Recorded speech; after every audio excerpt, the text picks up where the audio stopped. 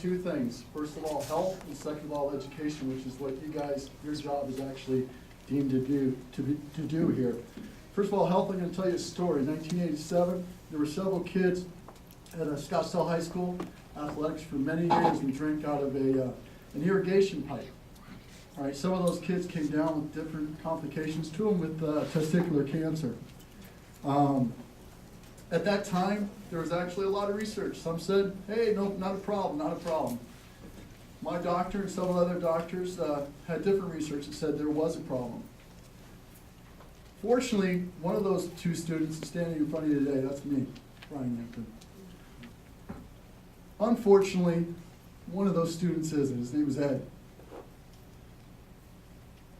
That research meant a lot to Ed. It meant a lot to me because Ed saved my life too. Like was just said, I'm not willing to put my 6-year-old, he just turned 6, my 7-year-old's life on simple research that could go either way. That's my first story, and it's about health.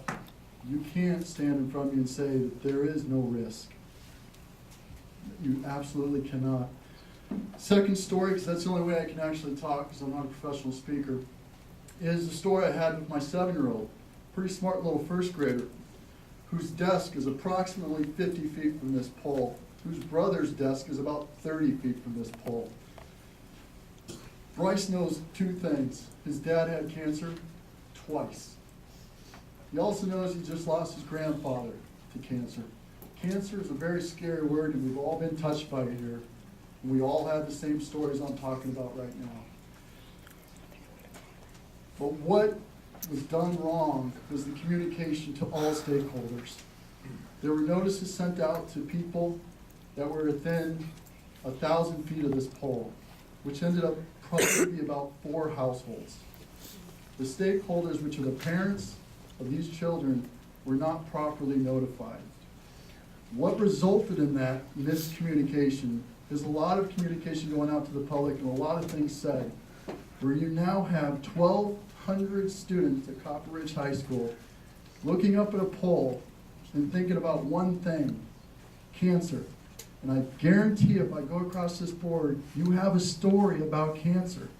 And if your children knew that that pole represented cancer, it would affect one thing that you guys need to do here, and that is to educate our children. Bryce has a dream to go to Harvard University. He's not going to get there without an education. It's certainly not going to help my pocketbook by any chance. But he is not going to get there without your education. Right now, Bryce has turned to me and said, Dad, why do I have to go to school? Because that thing's going to give me cancer. That thing is sticking up 70 feet in the air is a detriment to my child's education. And that's your guys' job, is to educate my children. If this would have been communicated properly to all stakeholders, we may have avoided this type of situation.